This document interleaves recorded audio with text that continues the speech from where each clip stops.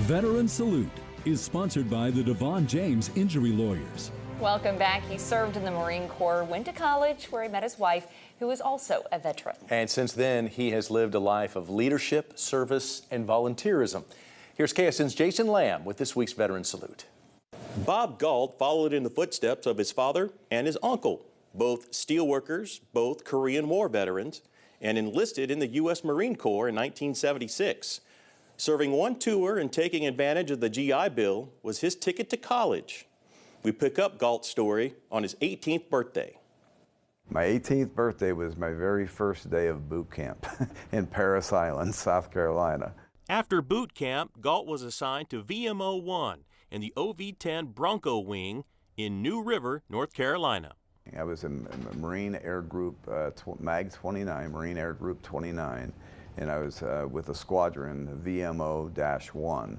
VMO is a vertical marine observation plane. It was a twin-engine recon plane used extensively during the Vietnam War. He was with that squadron for 2.5 years and says he loved every minute of it. The most fun job that I had in the Marine Corps was I got to taxi those airplanes. I had what they called a seat license, where I could taxi them out to the tie-down area where we would test the engines. Galt also spent time at Marine Security School in Washington, D.C. before going to college. My undergraduate degree was in industrial safety science and industrial engineering. And I ended up going to work for corporate America, and I was basically started out as a safety engineer slash environmental engineer, working for major corporations. 40 years ago, Galt was the president of the Veterans Group at Indiana University of Pennsylvania when he and his future wife, Angie, proposed a Vietnam Veterans Memorial on campus. IUP was the first college or university in the nation to do this. It was just the beginning of a life of service and gratitude. Yes, we've always done that. No matter where we lived, we've always gone out and tried to volunteer and help others and do whatever needed to be done. When the Galt family moved to Wichita about 3 years ago, Bob and Angie began fundraising for American Legion Post 4. Then, last summer,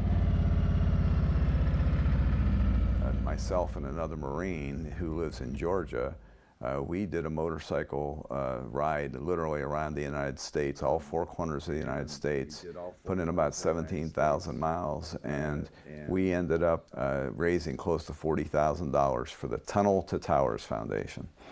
The foundation helps homeless veterans and those who've been seriously injured. If you're an active duty member in any of our military, and you're seriously injured in the line of duty, and you're now confined to a wheelchair the rest of your life, Tunnel to Towers will build them a custom-built home designed for their handicap, for their lifelong disability.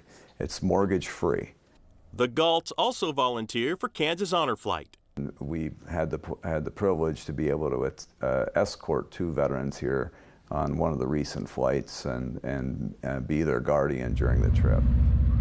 Galt says he's proud to be a U.S. Marine, and he says he chose that path as a way to honor his father and uncle. Until you've been in the service and you've served your country, I don't think anybody can understand that feeling.